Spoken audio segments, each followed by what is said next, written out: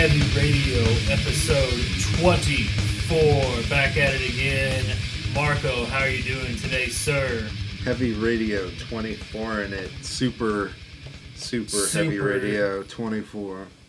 Super. Not for the Super Nintendo, my friends, but for the Super Bowl today. We got the big game, if you will, coming up. Marco, do you have any plans for today for this Super Bowl with Mr. Tom Brady? Honestly, I'm not like a major fan of either of the teams, so I was not really doing any pregame stuff. I rewatched the movie The Hot Chick from like 2002. Okay. I don't know if that has anything. It might probably better than the Super Bowl. On the Super Bowl, I had a chick double feature. It was The Hot Chick and then White Chicks from the David Brothers. Knocked them both out. I feel like they both hold up pretty. There's some deep laughs and some deep cuts in both of those. Belly laughs. I don't think there's too many things that need to be canceled for 2021. Maybe a couple, but less than I would have expected.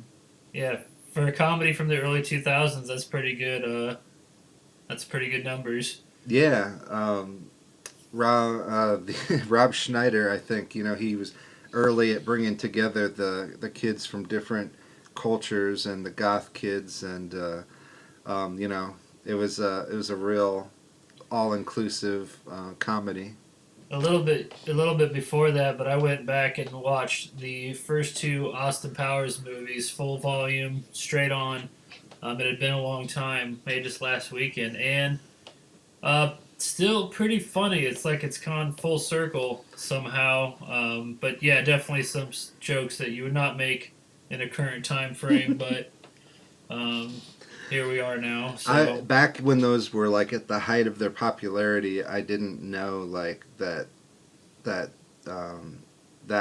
they were making fun of Lorne Michaels with the voice with the Dr. Evil. Like, 'cause I guess that's what he really sounds like. Did you ever know that? No. Yeah, that's like a lot of the people that have been on SNL. Like, if you listen to different podcasts from people, they'll like talk, like whenever they say something that Lorne Michaels said, it's in that voice. And I kind of finally put it together that was a riff on Lorne Michaels' actual voice. My God. I think there's actually a Wayne's World commercial today during the Super Bowl, I believe. I've heard tell. I heard tell of that too. I have, for Heavy Radio 24, we have a happy birthday to David Bryan from Bon Jovi, born February 7th, 1962.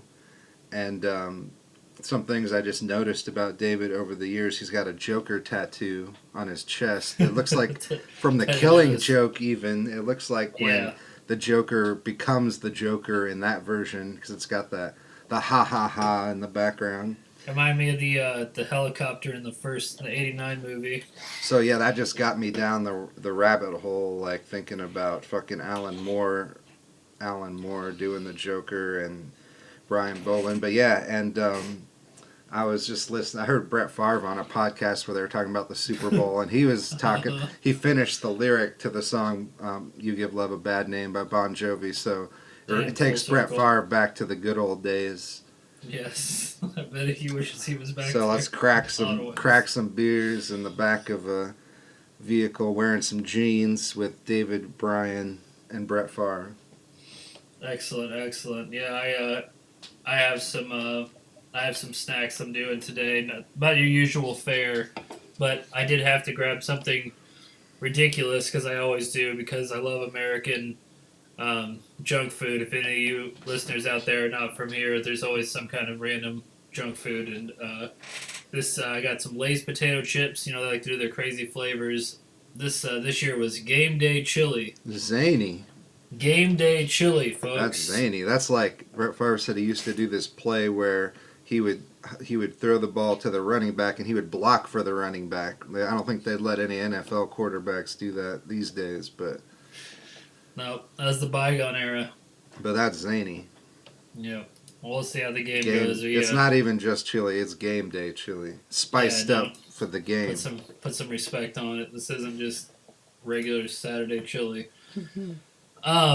So back to the world of heavy metal we shall go, and we got some news stories here for you all today. Some fun stuff. Speaking of Wayne's World, we'll do a heavy metal time machine. And on this day, February 7th, not that far back, 2012, Van Halen released A Different Kind of Truth. And that was the last Van Halen record, and also went back with David Lee Roth. I was rocking that record, and I still do. There's some really cool songs on there, I think, and Yeah. I think it was a fitting close on the Van Halen legacy, and still been cranking running with the Dweezil Zappa's podcast on Van Halen, and Oh, awesome. I've been listening to Kesha's podcast, Kesha and the Creepies. That shit is awesome. And Yeah. I forgot the you were last doing three that. guests I listened to were Dana Carvey, Alice Cooper, and Sammy Hagar. Dang. Yeah. So I'll have to catch that. I forgot those you were was all doing that. great. They were all great. Alice Cooper has a new record coming out. Oh, dude, I heard about that. Detroit Stories coming out February 26th, and to me it sounds like definitely like just more like the old school Alice Cooper put through like a heavy gritty blender, so it should be pretty cool. I'm excited for it, and um, yeah, all three of those interviews were great. I think Sammy Hagar might have been the best. Dana Carvey too. He just when you just listen to him on a podcast, totally seems full on Dana Carvey in it. But Yeah, his series with Conan was great. yeah, Sammy Hagar was great. Alice Cooper, it seems like everything supernatural he like chalks up to demons, and I don't know. I feel like it's more nuanced than that. Like there probably are evil forces at works, but I think there's a lot broader spectrum than that. It's all like demons and shit. But Actually, what a I mean, similar he is. conversation yesterday. I mean, we're not worthy, but so whatever, Alice. I mean, well, you can have your hot take. I like Sammy Hagar Hot repped takes. like a fucking Styx. I am Kilroy, like artificial intelligence aliens, like that. It's actually some are actually AI, just like coming down and getting data when they take people and experiment with them. I'm Kilroy. Kilroy. Our forefathers of rock and metal have had some time to think about the deeper complexities. Oh of yeah. the next Dana realm. Carvey too. He's had some. That was actually that's what Kesha's podcast is, like creepy and see. supernatural. But That's right up my interesting to alley. hear those cats. There's definitely some common ground, I think, that I tend to agree with. But yeah, the Cooper is all on. It's all demonry. But who knows? I just signed up. You just signed me up for the Kesha podcast. Do man. it. Here Do we it. are. It's great. I mean, I've been Team Kesha. It seems like she went through the ringer of the music business, so I've been supporting her getting away from all that, and it seemed like she was like a classic Tom Petty. My name's Joe situation, so I'm glad she can now she can be her own artistic self now. It seems like. Oh yeah, always a good thing. With fellow musicians. Let's see. So, current events, some fun stuff. Rumors, kind of some hearsay chit chat going on in the Heaven and Hell camp. Heaven and Halford. Yes, exactly. So lately, there's been rumors that Halford has been expressed interest in wanting to make a new record with Heaven and Hell. All the cats from the Dio Sabbath days. So I guess recently Vinny Appice had been talking to Halford and just kind of still want to do it. And recently Tony Iommi said that basically no plans currently, but that he's definitely writing. But it doesn't sound like he's ruling it out. He said he's got some stuff that he's writing, and we'll see where it goes from there. So he said he's quote open for most things at the moment. So that's I'll take that possibility because man, if we could get an album with those cats, woo! Yeah, I know. Just the stars aligned for Halford to step in a couple times to helm Black Sabbath. So to actually do a Heaven and Hell record, I think I think it would be pretty sweet. I would definitely crank that. And from what I know, Halford and Dio were good buddies, and I know Halford like loves. I mean, if he listens to Dio to get hyped for to get on the stage, so I know he respects and loves the Dio and as a person too. So I think he would do not only write great stuff, but I think be respectful to the material and stuff. So I think that'd be awesome. So fingers crossed, because I think that would kick ass. Um, Yeah, let's see here. I know we mentioned that that Superb Al thing. Like Metallica's always been flirting with it. Tonight they're gonna perform on a Super Bowl edition of the Stephen Colbert Show. Oh, So like nice. they've played around the Super Bowl, and maybe at some point heavy metal will have its day at the big game, but not yet. They're always just kind of Yeah, they're around the Super ready, Bowl. ready and waiting. But I think yeah, that could be badass. no, I Oh think yeah, I mean the weekend is more interesting than anything I can remember happening at the Super Bowl for a long time. So that should be interesting. But then maybe one day metal just has like one step further to go, and then it'll be in the big dance.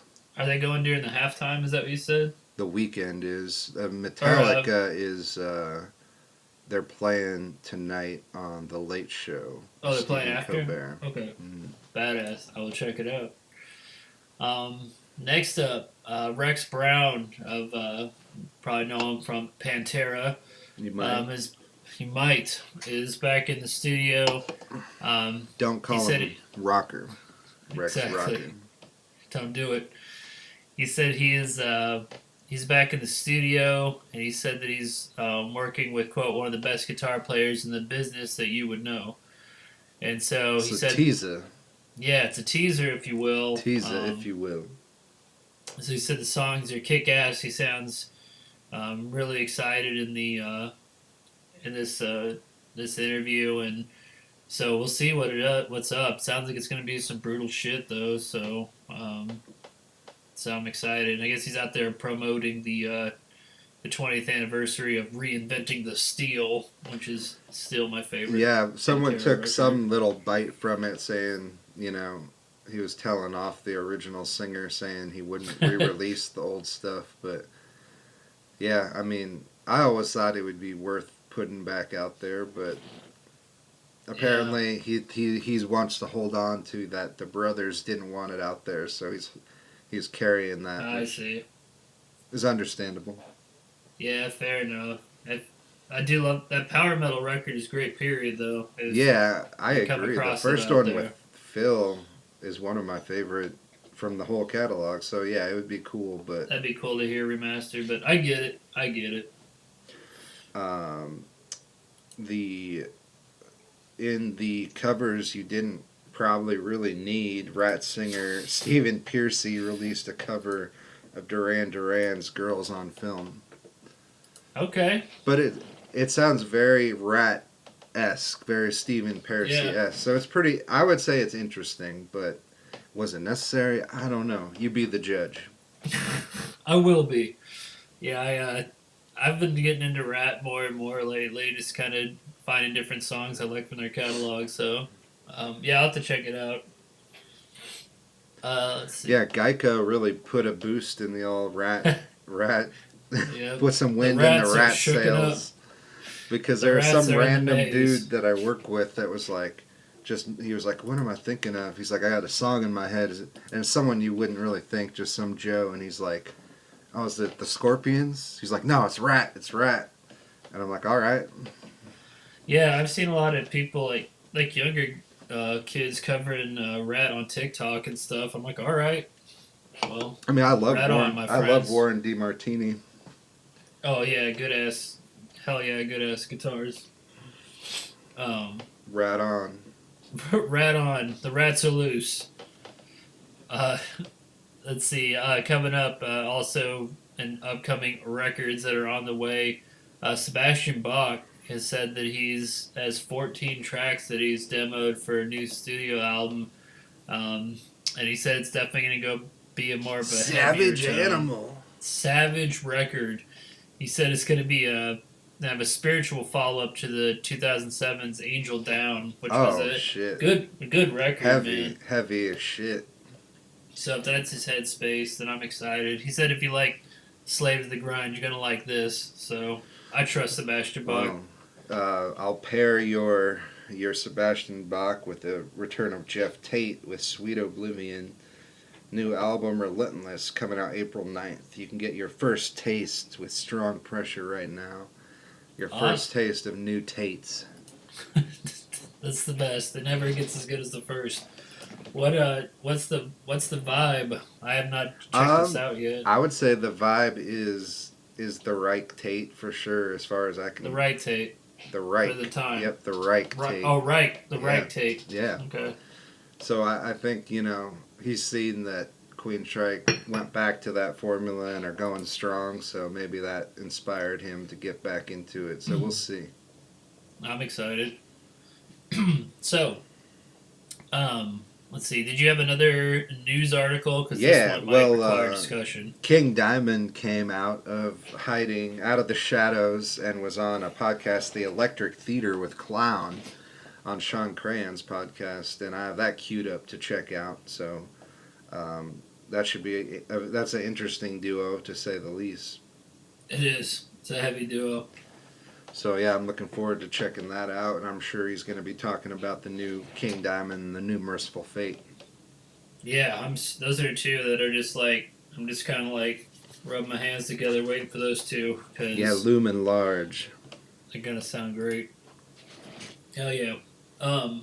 Let's see. This last article I pulled, originally I just was going to pull it because I thought it was funny that once again Gene Simmons has said that rock music is dead. Yeah, how many times can he say that in he seems 30, to say it a lot. 40, 50 years?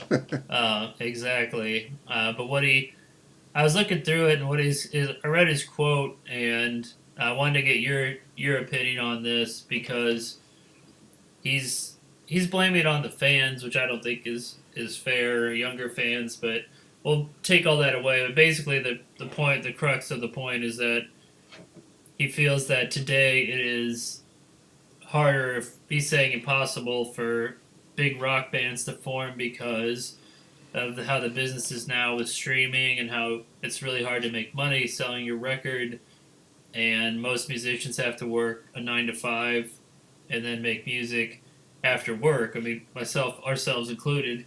And so, but I mean, you get the bonuses of owning the whole chain yourself, owning your destiny and all that.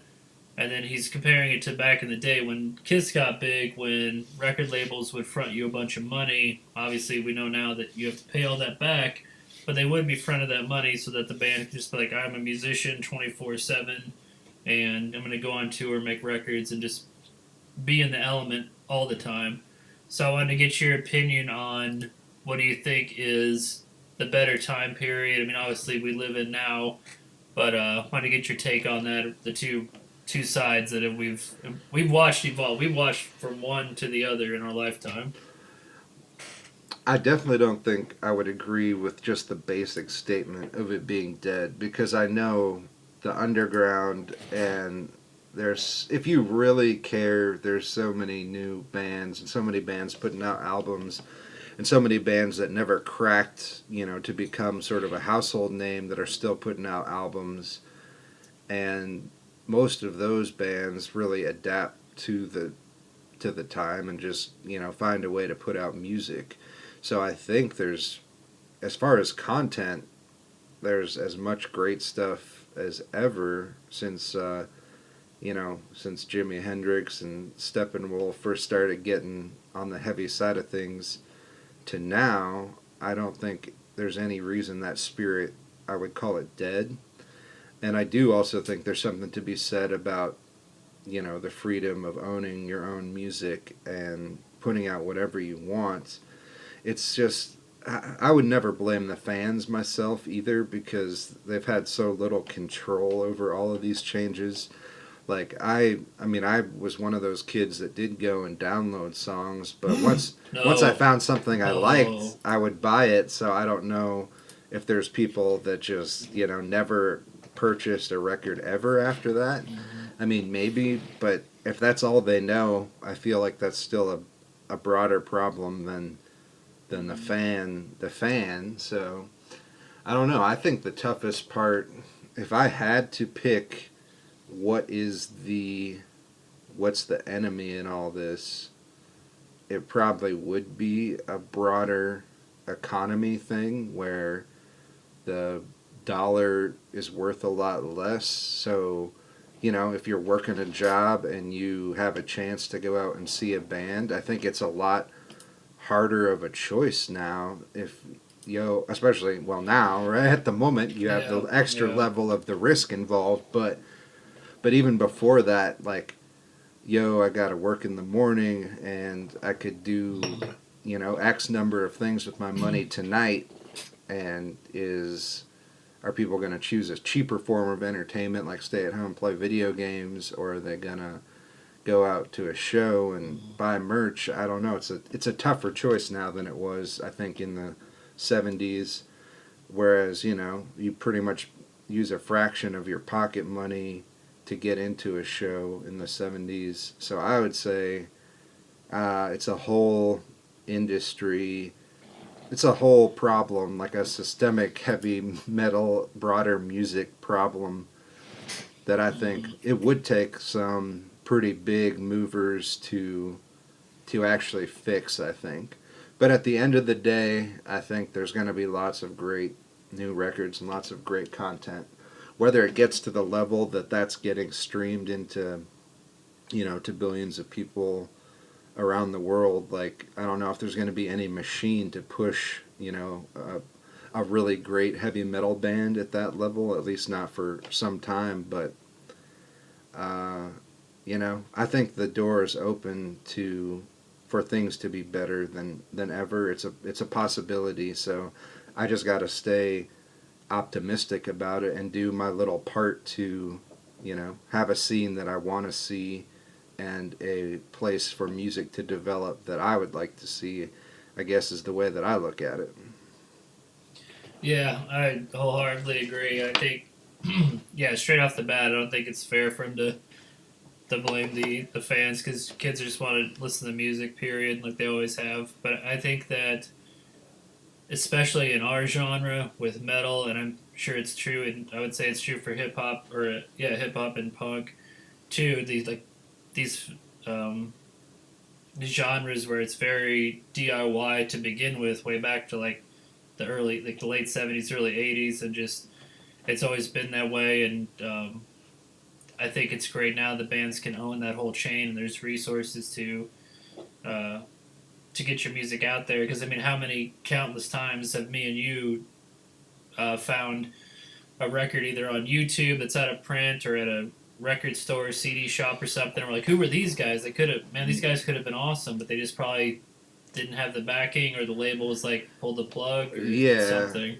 Yeah, and I think if you drop a track now and it's really strong, it probably has as good of a chance as ever. 'Cause, I mean, in the heyday, you just almost had to have the luck of it getting to the right person who had control of playing a song on the radio, and now a lot fewer people have that control. So yeah, it's like it's a very it's a very in-depth process, I think, as to getting into all that. But there's a lot to it, and I think most people that use that cliche, like rock is dead or metal is dead, is like they are either not, they're like so out of touch that they can't dig in and find new bands using the devices at their fingertips, or they're just too lazy to sift through, like, oh yeah, this isn't something I'm interested in. Which, to me, if I go through 10 new bands and I find one that is fucking great, I think it's well worth my time. But some people just might not have that sort of vitality to wage through a war through 10 different tracks before you get to the gold. As the philosopher Billy Madison once said, you get out there and you find that fucking dog. You can put your weed in that, man. You gotta. I forgot. You gotta put some I work forgot in. that from the hot chick. Adam Sandler and the hot chick was pretty funny, I even guess. if not culturally appropriate. Man, yeah, Adam Sandler still cracks me up. But yeah, I dirty work, and then you burn. Yeah, I'm still holding I out for that agree. sequel to Dirty Work because Bob Saget still teases it and Norm teases it. So I'm thinking it's probably going to Yeah. happen at some Hey, point. man, you hold that up. We got Bill and Ted 3, man. Hell yeah. Wild shit happens. But yeah, we could go on and on. I'm sure we could make a whole separate podcast about the industry at large. But I wanted to get your take on that because I too think that metal is strong, metal is alive, and there's new bands making kick-ass music all the time. Yeah, the other thing I lean on is there's countries with hundreds of millions, billions of people that are finally becoming more free or have more money in their pocket to where they can, bring bands over. And you hear it every year like, oh, Megadeth or Iron Maiden's playing in a country they've never played before. And then, if that whole Russia fall of communism ever happens in China, you never know what could happen, If people in China get into heavy metal just as much as people in Japan, like, fuck, who knows? Could be a goddamn renaissance. Just gotta keep hold the flame like what we're doing right here and making our music, and all you out there supporting and or making music, and just like some of these cats in our picks for the week. Before that, we gotta pay some bills here. Oh, gee, my pardon. You gotta. We gotta. This ain't free, kids. This episode is brought to you by Dogecoin. Hashtag Doge Army. Hashtag get Doge to $1. Dogecoin. I heard that Snoop Dogg and Gene Simmons are on the Dogecoin train. Of course. Of course they are. And Heavy Radio, we had Heavy Radio 23 last time with a most excellent guest, Jeff Plate from Alter Rain, thank you Sabotage, again, and Metal Church. So definitely been spinning that Alter Rain. Check it out. That was just a great fucking episode. Anytime you can have someone from Sabotage and or Metal Church, it's going to be a great Heavy Radio episode. Right. And now Heavy Radio 24 getting onto the playlist and the tracks. Heavy Radio 24 playlist. Damn right. Kicking it off, I actually went with Sound Barrier, The Other Side from Total Control. Sound Barrier is a pioneering all-black heavy metal band from Los Angeles, California. They were there in the heyday, and they put out some great fucking records. Sound Barrier. This is The Other Side from Total Control. Fucking crank it loud. Light 'em up. Hell yeah. Let's see. My first pick here is Bewitcher with Mystifier, White Knight City. This new track. These cats are. It's hard to say. It sounds like stuff from like the 81, 82. If I had to put it in that, like the earlier days of the metal, and it sounds underground, but sounds fresh. It's kind of like a throwback, but it's without being, derivative, I guess you'd say. It sounds fresh and alive. So this band's got it all, man. So check out Bewitcher, and this song is Mystifier. Just dropped. My next track is a classic track, Sacred Heart, the title track from Sacred Heart by Ronnie James Dio. It was Dio's third studio album, released on August 13th, 1985.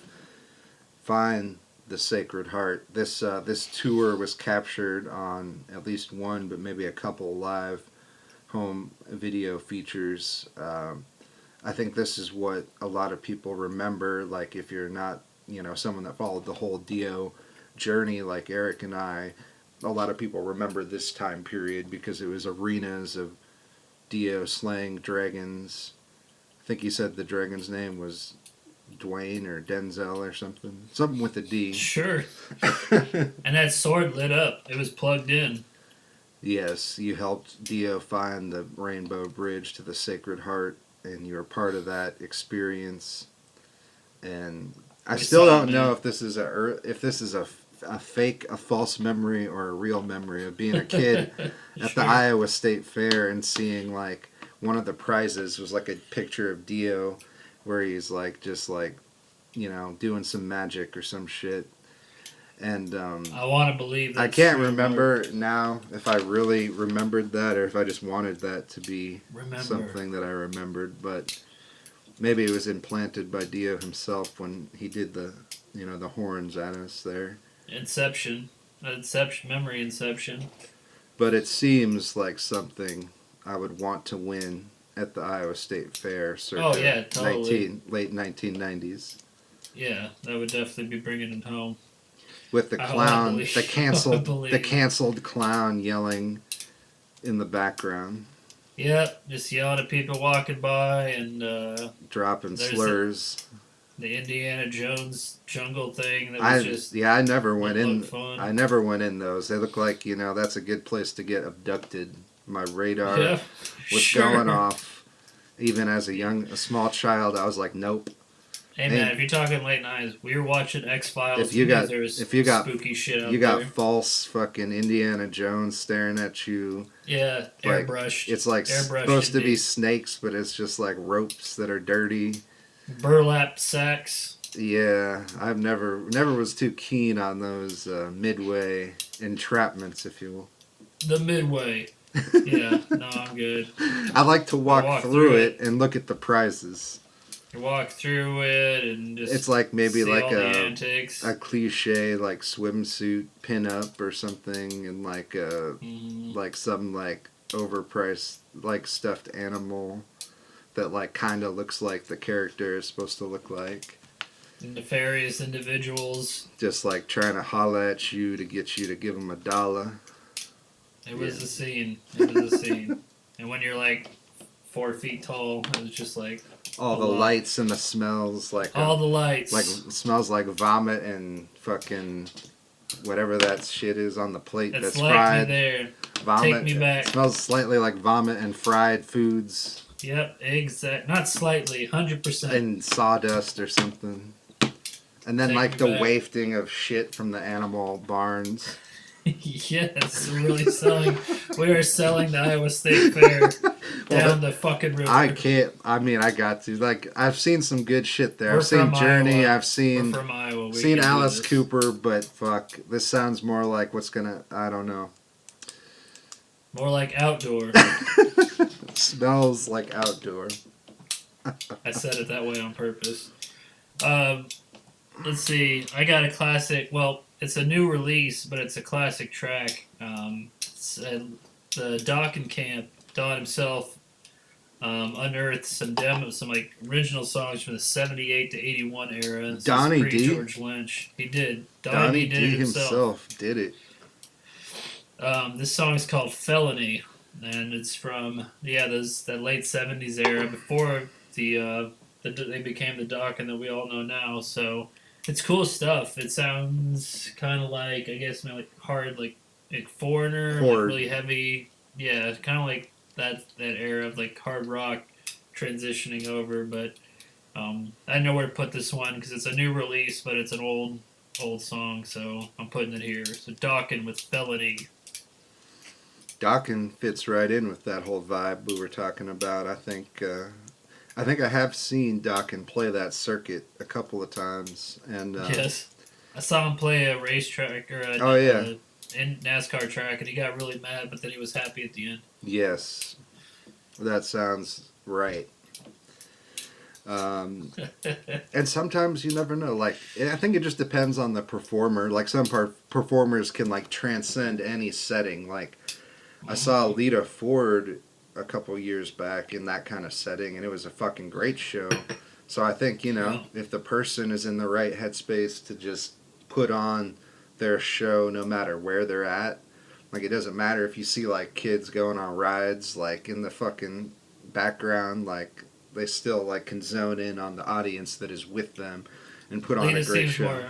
She seems more punk rock to me. Like, fuck it, let's do it. Like, yeah, let's That's just her attitude. let's rip it and grip it. Yeah, let's That's the fucking vibe rock. I get from Lita Ford. Hell yeah! No, it was great. So not to knock that setting entirely, it can be good. Oh, I had a fucking blast that night, dude. I think Straight Up Rat did play on that set. So. I think it was. We got fucking rat on. Rat and rolled. Rat and rolled. My next track coming in hard is King Diamond with Voodoo. From Voodoo is the 8th studio album, so the title track from Voodoo by Danish heavy metal band known as King Diamond, released in 1998. This track features a guitar solo from none other than Diamond/Dimebag Darrell. Oh shit! I didn't know that. Yeah, the king and the bag joined forces. That's vicious. Bringing you some fucking vicious. Fucking Desmond C. Child from the fucking Cadillac Rock Box. Well, that's all we were allowed to get of that combo. It was too much. Let's see.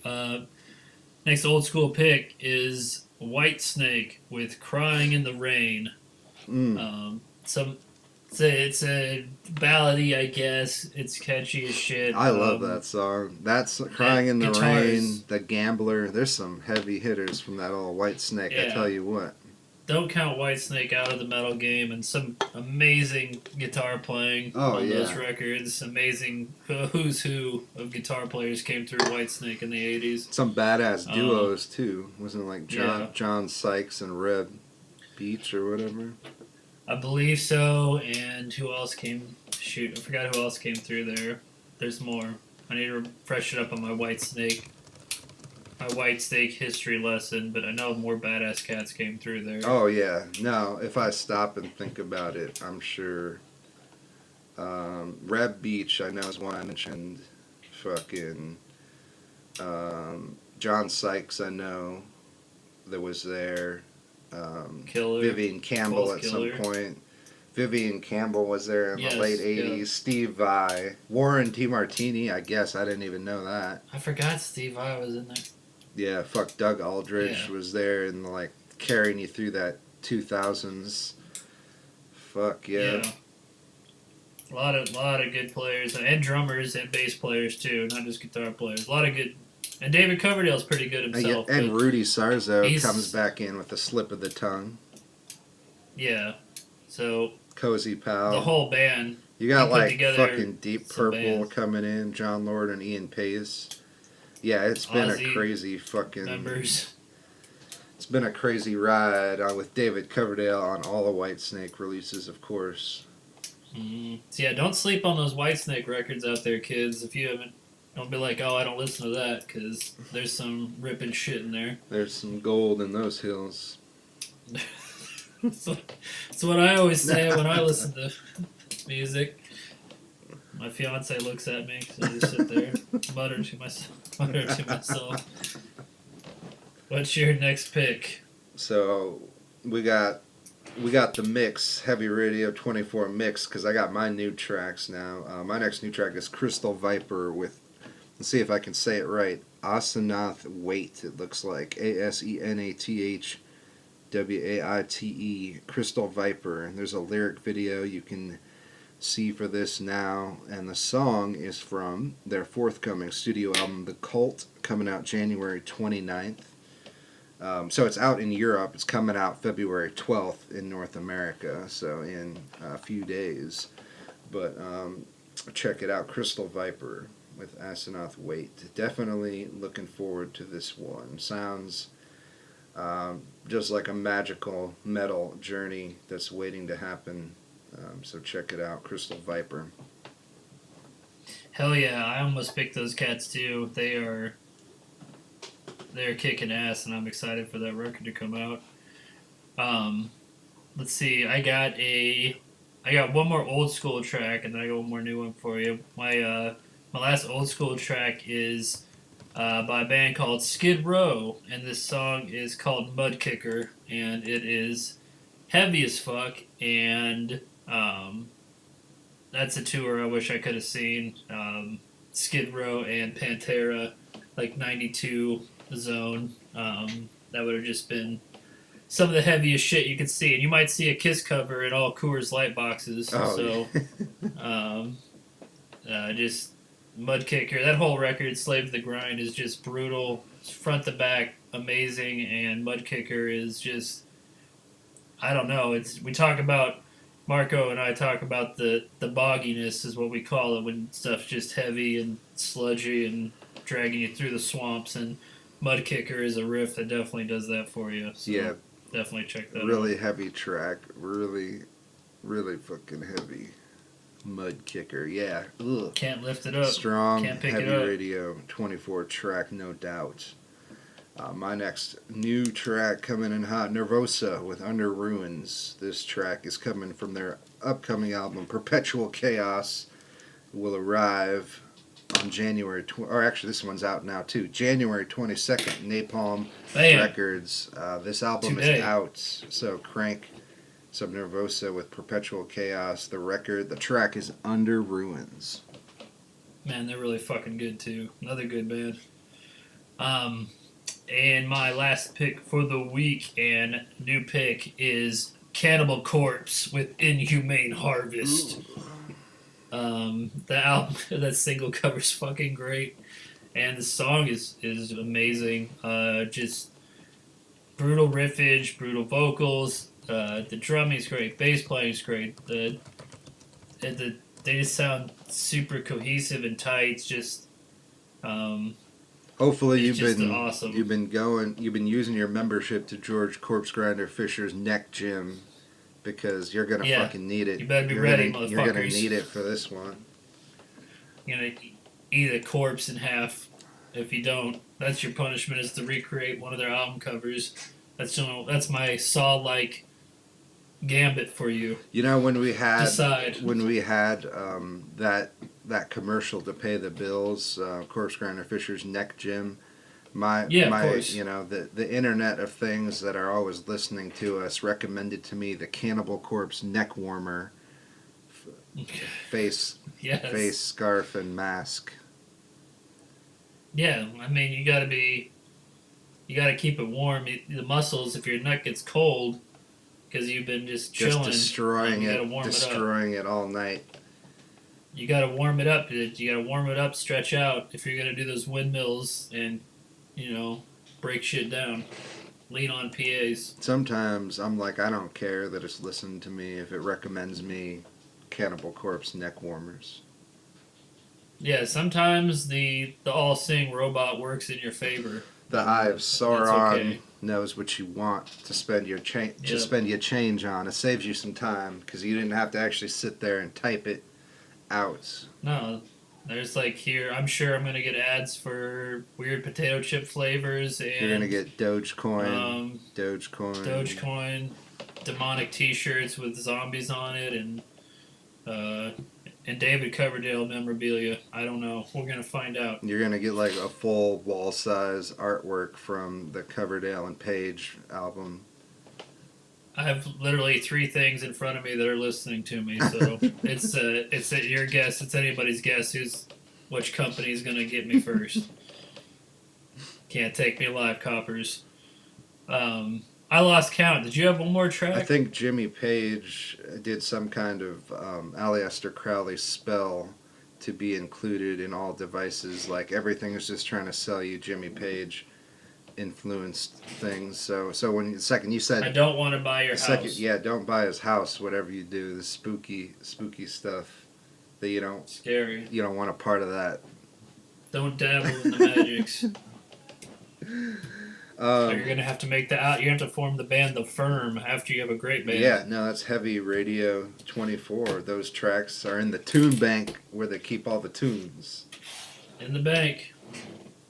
Oh yeah, it was fun as always. A lot of great music coming out.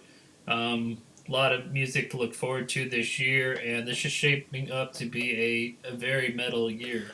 Yeah, I think I touched all my bases except for one thing I skipped over was that David Bryan from Bon Jovi also co-wrote the musical The Toxic Avenger. Oh, that was worth getting back to. Toxic Avenger, the musical. You know, Hell yeah. I don't have a lot of regrets in my life, but there is one thing that I do. Lloyd Kaufman from Troma fame did like a acting or filmmaking class in Des Moines, and it was the same time as that Kiss concert that we went to with Kiss and Aerosmith, and like I love seeing Kiss and Aerosmith, but like the Lloyd Kaufman thing seems like a once in a lifetime thing, so I'm like, damn, that was a tough call. That's Especially rough, because man. it was like really rainy and there was way too many people and not enough bathrooms. That was a tough show, bro. Yeah, that's a rough choice. No one wants to have to And make I that remember decision. the urinals were like overflowing. That's the good stuff. That's the chef's That's kiss. You can't hear this, but that's the that's Kiss and chef's kiss. Aerosmith icing on the cake, on the urinal It cake. was all Miller Lite, fueled brutality. Just fucking ice fucking floating around coming over the Natty edge ice, of natty the ice. pea trowel. Amazing. I've been taken. Just you have a way with words that have transported me to Transported you to magical both locations. Thank you. large venues and state fairs, and just Well, Troma would be proud that's of some the disgusting that's some factor. 4D fucking memory. Yeah. You got smells, If, you got sights and sounds and scents. you could don't forget taste because you can smell the funnel You can cake so taste hard it. you taste Taste it. the Yeah, funnel you can cake. Taste it. Taste the air. Some people Craig. pay good money for that. Yep, weirdos. Speaking of, I heard tell that Troma has a streaming platform or they're streaming from their site. So if your listeners out there, if you're yelling into your podcast, hey, duh, that's already out there. I just heard tell, so I'm gonna go research that because all these streaming platforms are coming out now. Yeah, or like I everyone think has one. So we Lloyd- got a Troma one. Lloyd Kaufman's getting ready to release what he's calling his last movie, I think, or last film, so it's definitely a good Yes, time to check it out.